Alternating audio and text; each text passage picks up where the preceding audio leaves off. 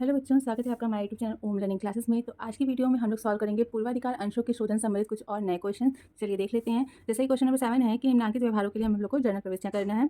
Sunshine limited ने 100 रुपये वाले 2,06% शोधनीय पूर्वाधिकार अंश निर्गमित किए हैं। अंशों के निर्गमन की शर्तों के तहत 1 अप्रैल 2021 को शोधन होना था। विगत लाभों में से 1,25,00,000 रुपये का एक सामान्य संचय पहले से ही निर्मित कर लिया गया था। शोधन के उद्देश्य से 75,100 रुपये वाले 10% नए पूर्वाधिकार अंश जनता को 50 रुपये के प्रीमियम पर प्रस्तावित किए गए थे, जो आवेदन पत्र पर पूर्णतः दिए थे। नए निर्गमन की बिक्री पूर्णतः हो गई और रकम भी प्राप्त हो गई है। तत्पश्चात 6% वाले शोधनीय पूर्वाधिकार अंशों का भुगतान जो है वो कर दिया गया है। ठीक है, तो यहाँ पर क्या हुआ है कि पहले से हम लोगों ने एक संचय बना के रखा है, किस लिए? ताकि हम लोग पूर्वाधिकार अंशों का शोधन कर सकें, प्लस नए अंश भी कुछ निर्गमित हुए हैं। इन दोनों के जरिए क्या हुआ है, नए अंशों का पूर्वाधिकार अंशों का शोधन हुआ। तो आइए देख लेते हैं। तो बच्चों, जनरल एंट्री करने से पहले हम लोग ये देख लेते हैं कि हमें भुगतान कितना करना है, ताकि हमें ये समझ में आ सके कि हम लोग कहाँ से कितना पैसा यूज़ करेंगे। तो देखिए 2 लाख अंश हैं, ठीक, और एक अंश है 100 रुपये का। तो इस हिसाब से हमें कितना भुगतान करना है, 2 करोड़ रुपये। ठीक, 2 करोड़ रुपये का भुगतान करना है। अब बोला है कि कंपनी के पास पहले से जो जनरल रिजर्व है, यानी कि प्रॉफिट जो है वो है 1,25,00,000 का।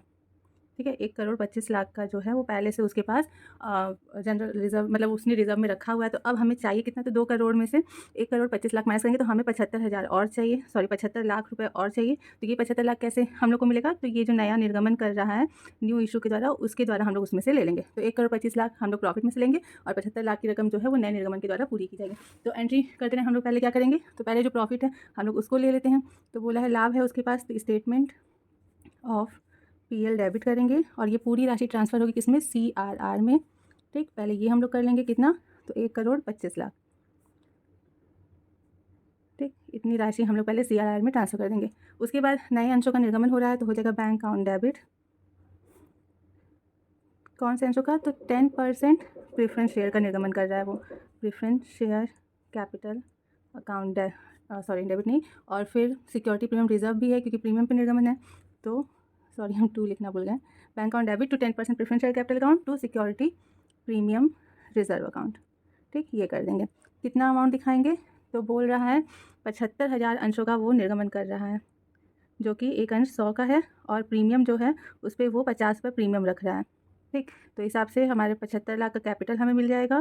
प्रीमियम जो है वो हम लोग को 37,50,000 का प्रीमियम मिल जाएगा। टोटल जो है वो 1,12,50,000 रुपये हमें मिलेंगे।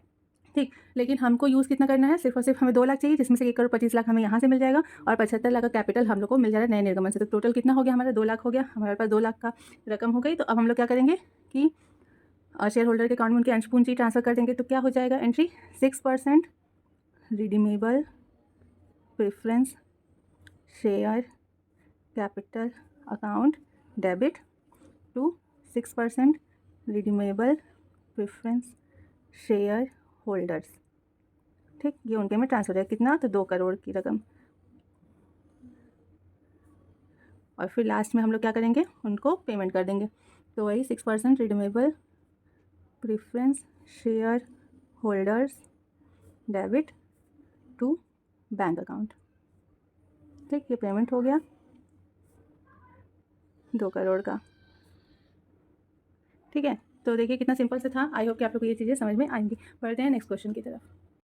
क्वेश्चन नंबर 8 है कि पवन पुत्र लिमिटेड के पास निम्नलिखित पूंजी एवं संचय और आधिक्य हैं।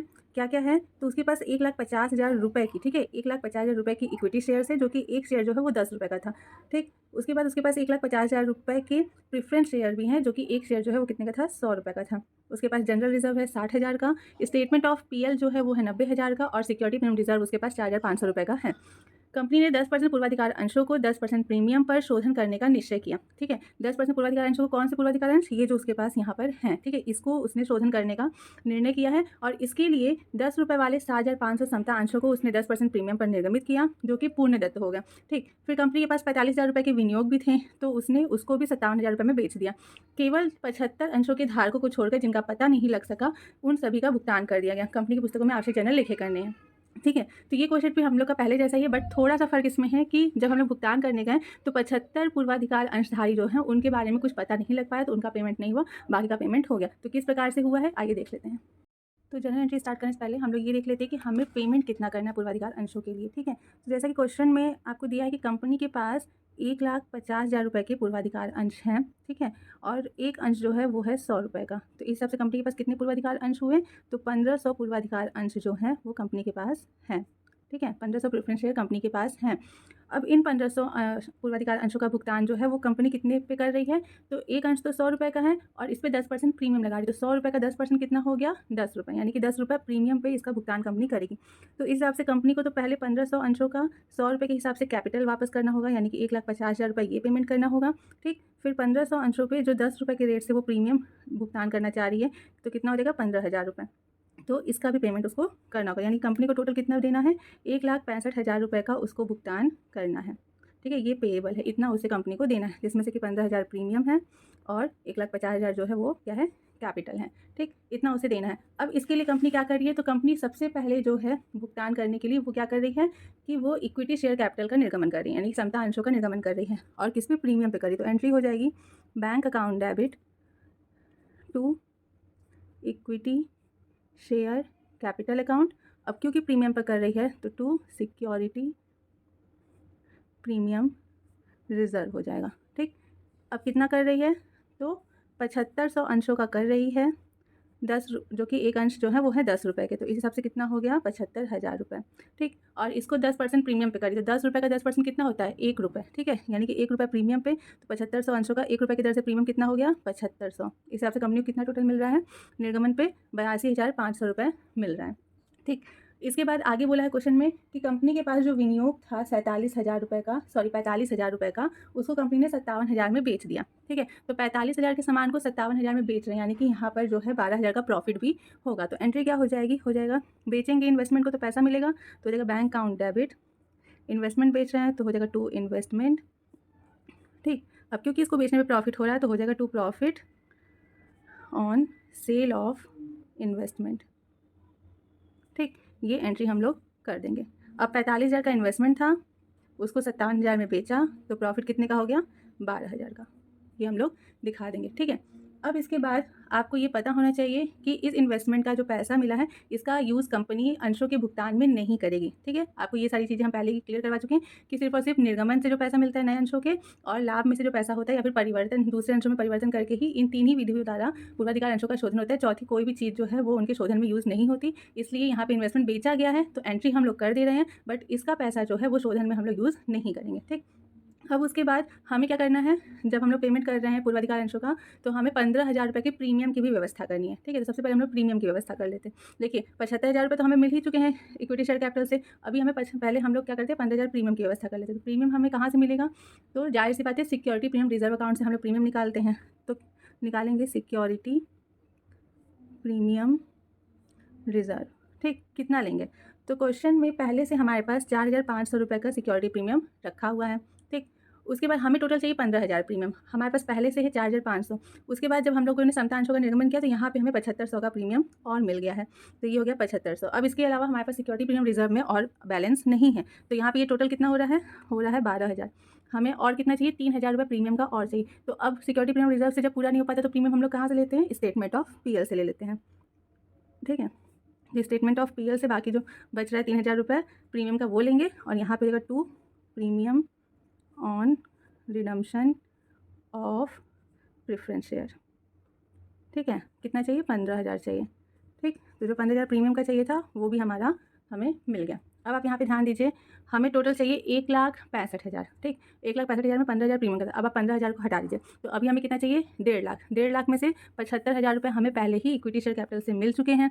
ठीक है, निर्गमन से। तो अब हमें और कितना चाहिए? तो अब हमें 75,000 रुपये और चाहिए। तो वो 75,000 हम लोग कहाँ से लेंगे? क्योंकि कंपनी के पास स्टेटमेंट ऑफ पीएल में पर्याप्त मात्रा में बैलेंस है, तो उससे हम लोग पूरा पैसा ले लेंगे जितना हम लोग को चाहिए। तो हम लोग यहाँ पे करेंगे स्टेटमेंट ऑफ पीएल डेबिट, और ये राशि कहाँ ट्रांसफ़र होगी? कैपिटल रिडम्पशन रिजर्व यानी कि CRR में। तो कितना? 75,000। ठीक है, तो ये इस तरीके से हमारा पूरा 1,65,000 रुपये की रकम जो हमें भुगतान करने के लिए चाहिए थी वो हमें पूरी की पूरी मिल गई है। तो अब हम लोग क्या करेंगे? इस राशि को मतलब जितना भुगतान करना है उसे शेयर होल्डर्स में ट्रांसफ़र कर देंगे। तो हो जाएगा 10% redeemable preference share capital account debit to 10% redeemable preference share holders.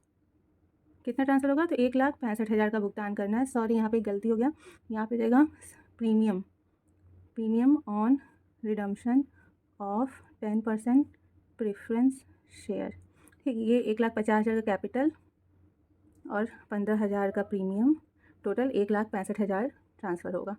ठीक, क्योंकि ये प्रीमियम कहाँ है, भुगतान करते टाइम का प्रीमियम है, तो उसे भी दिखाएंगे। और फिर हो जाएगा 10% redeemable preference share holders, debit करेंगे टू बैंक अकाउंट। लेकिन अब यहाँ पर एक चीज़ और आपको ध्यान देना है, क्या हमें भुगतान करना है टोटल 1,65,000 का, बट क्वेश्चन में बोला है कि जब भुगतान करने का टाइम आया तो हमें 75 पूर्वाधिकार अंशधारियों का पता नहीं लगा कि वो कहाँ है या फिर उनका पेमेंट कैसे होगा, ये सारी चीज़ें हो गई। ठीक है, तो अब हमें कितना पेमेंट करना होगा? देखिए, टोटल हमारे पास 1500 अंश थे, पूर्वाधिकार अंश थे, जिसमें से कि 75 पूर्वाधिकार अंशधारियों का पता नहीं लगा कब, पेमेंट के टाइम पे। तो अब हमें कितना पेमेंट करना होगा? 1425 पूर्वाधिकार अंशों का पेमेंट करना होगा। ठीक है, प्रेफरेंस शेयर, इतने प्रेफरेंस शेयर का भुगतान करना है। तो 1425 प्रेफरेंस शेयर का भुगतान हमें किस रेट से करना है? तो 100 रुपये का एक अंश था और 10 रुपये प्रीमियम, यानी कि 110 रुपये के हिसाब से भुगतान करना है। तो कितना करना पड़ जाएगा अब हम लोग को भुगतान? तो 1,56,750। ठीक है, तो बस पेमेंट के टाइम पे हम लोग यहाँ पे दिखा देंगे 1,56,750। ठीक है, बाकी सारी चीज़ें जैसे हम लोग पहले करते हैं सेम वैसे ही होगी। एंड मौके पे हमें अंशधारियों का पता नहीं चला तो जितने अंशधारी का पता नहीं चला उन्हें छोड़ देंगे, बाकी जिसका हमें पेमेंट करना है उसका पेमेंट हम लोग कर देंगे। ठीक है, बस इतनी सारी चीज़ें यहाँ पे करनी थी हम लोग को। ठीक, तो चलते हैं नेक्स्ट क्वेश्चन की तरफ। तो क्वेश्चन नंबर 9 है कि निम्नलिखित के शोधन के लिए कंपनी द्वारा क्या प्रविष्टियाँ की जा सकती हैं, हमें ये बताना है। तो पहला है कि वर्ष 2020 में वाई लिमिटेड ने 2,40,000 रुपये के पूर्वाधिकार अंशों का शोधन 20% प्रीमियम पर निर्गमित समता अंशों के परिवर्तन द्वारा किया। और दूसरा है कि वर्ष 2021 में वाई लिमिटेड ने 11,000 पूर्वाधिकार अंश प्रत्येक 10 रुपये वाला 1 रुपये प्रति अंश पर प्रीमियम पर निर्गमित का शोधन 10 रुपये वाले 10% प्रीमियम पर समता अंशों के परिवर्तन द्वारा किया। तो आप ये देख सकते हैं कि ये दोनों ही जो है क्वेश्चन, ये हमारे परिवर्तन द्वारा शोधन से संबंधित है, यानी कि यहाँ पर कंपनी जो है वो अपने पूर्वाधिकार अंशों के शोधन करने के लिए नकद का यूज़ ना करके उन्हें समता अंशों में परिवर्तित करके उनका शोधन कर रही है। तो जैसे कि आप पहला केस ध्यान से समझिए कि हमें 2,40,000 रुपये के पूर्वाधिकार अंशों का भुगतान करना है। ठीक है, तो इनका भुगतान करने के लिए कंपनी क्या कर रही है कि ये समता अंशों का निर्गमन कर रही है। समता अंशों में परिवर्तन का मतलब क्या हुआ कि उन्हीं अंशधारियों को समता अंश का निर्गमन कर रही है। तो 2,40,000 रुपये का भुगतान करने के लिए कंपनी समता अंशों का निर्गमन कर रही है, बट क्वेश्चन में ये कहीं नहीं दिया कि कितने समता अंश का निर्गमन कर रही है और वे कितने मूल्य के हैं। सिर्फ और सिर्फ बोला कि 20% प्रीमियम पर निर्गमन हो रहा है इन समता अंशों का। तो हम लोग को पहले देखना होगा कि प्रीमियम की राशि कितनी हो रही है। इतना हमें बस पता है कि हमें 2,40,000 का पेमेंट करना है, बट प्रीमियम समता अंशों का निर्गमन जब हो रहा है तो उसमें प्रीमियम कितना है और शेयर कैपिटल कितना है, ये हम लोग को क्या करना होगा, निकालना पड़ेगा। तो इसके लिए सबसे पहले हम लोग देखेंगे कि प्रीमियम कितना हमें जो है कि वो भुगतान करना पड़ेगा। तो देख लेते हैं। तो देखिए, सबसे पहला केस जो है इसमें हम लोग को भुगतान करना है। तो भुगतान करने के लिए सबसे पहले क्या करेंगे, पूर्वाधिकार अंश पूंजी को उनके अंशधारकों के खाते में ट्रांसफ़र कर देंगे। ठीक है, तो क्या हो जाएगा यहाँ पर, preference share capital account debit कर देंगे। ठीक, टू प्रेफरेंस शेयर होल्डर्स कर देंगे। ठीक, अब हमें कितना भुगतान करना है, तो बोला है 2,40,000 के पूर्वाधिकार अंश थे, यानी कि 2,40,000 का हमें यहाँ पर भुगतान करना है। ठीक, पेमेंट करने के लिए हम लोग क्या एंट्री करते हैं, तो हम लोग करते हैं प्रेफरेंस शेयर होल्डर्स डेबिट करते हैं टू बैंक अकाउंट करते हैं। ठीक है, कब करते हैं बैंक अकाउंट, जब हम लोग नकद में भुगतान करते हैं। यहाँ पर भुगतान जो हो रहा है वो समता अंशों में परिवर्तन के द्वारा हो रहा है, तो इसलिए यहाँ पर बैंक ना यूज़ करके हम लोग क्या करेंगे, to equity share capital account use करेंगे। ठीक है, क्योंकि परिवर्तन द्वारा हो रहा है तो to equity share capital account use करेंगे। अब क्योंकि ये जो समता अंश निर्गमन हो रहे हैं इसको प्रीमियम पर निर्गमित किया जा रहा है, तो इसलिए यहाँ पर to security premium reserve account भी हो जाएगा। ठीक है, इस वजह से यहाँ पे इस तरीके से एंट्री हो रही है, क्योंकि यहाँ पर क्या है कि डायरेक्टली जिन पूर्वाधिकार अंशधारी, जैसे कि आप मान लीजिए कि आपको कि ए है उसे बी को भुगतान करना है, तो ए क्या कर रहा है, बी को पैसा ना देके कह रहा है कि तुम और नए अंश ले लो, मतलब अपने इन अंशों के बदले में हम और दूसरे नए अंश ले लो। तो वहाँ पे पेमेंट नहीं हो रहा है, पेमेंट की जगह पे क्या हो रहा है, दूसरे अंशों का निर्गमन हो रहा है। तो वही सेम कंडीशन है, इस वजह से यहाँ पे इस तरीके से एंट्री हुई है। तो एंट्री तो हम लोग कर दिए। अब रही बात अमाउंट की, कि अमाउंट हमें नहीं पता कि प्रीमियम में कितना जाएगा और शेयर कैपिटल में कितना जाएगा, तो इसके लिए आप यहाँ पर कैलकुलेशन हम लोग करेंगे।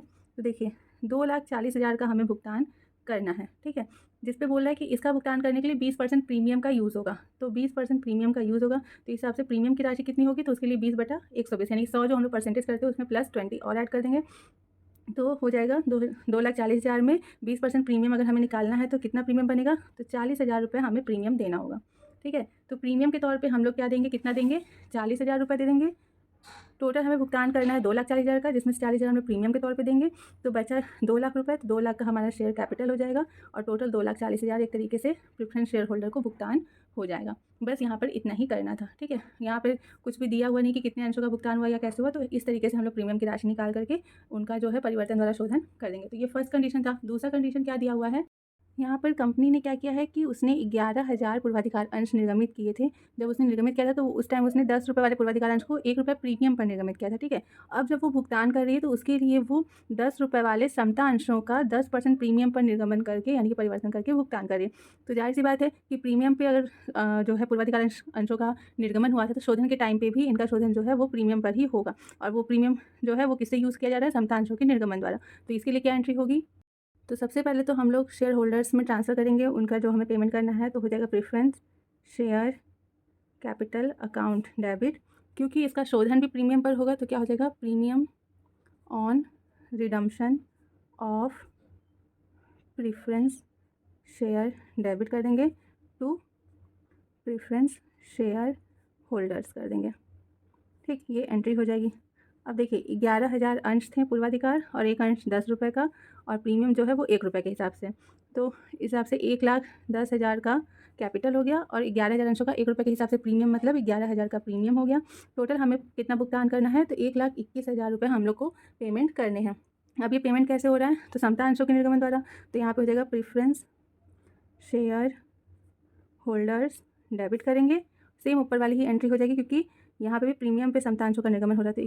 To equity share capital account और फिर to security premium reserve account, ठीक है। अब देखिए यहाँ पर भी बात वही फंस रही है कि इस कंडीशन में भी हमें ये नहीं बताया है कि कितने समता अंशों का निर्गमन हुआ है। हालांकि बस ये पता है कि 10 रुपये वाले समता अंश है जिनको 10% प्रीमियम, यानी कि 10 रुपये का 10% मतलब 1 रुपये प्रीमियम, ठीक है। तो 10 वाले समता अंशों को 11 रुपये में क्या हो रहा है, निर्गमित किया जा रहा है। और हमें पेमेंट कितना करना है, 1,21,000। तो आप ये चीज़ समझ सकते हैं कि 1,21,000 का पेमेंट करना है और इसके लिए 10 रुपये के जो समता अंश है उनको 1 रुपये प्रीमियम यानी कि 11 रुपये पे क्या कहते हैं, निर्गमन किया जा रहा है। तो 1,21,000 रुपये का भुगतान करने के लिए 11 रुपये वाले अंशों का निर्गमन हो रहा है। तो इस हिसाब से कितने अंश हमें निर्गमन करने पड़ेंगे, तो 11,000 अंश हमें निर्गमित करने पड़ेंगे, ठीक है।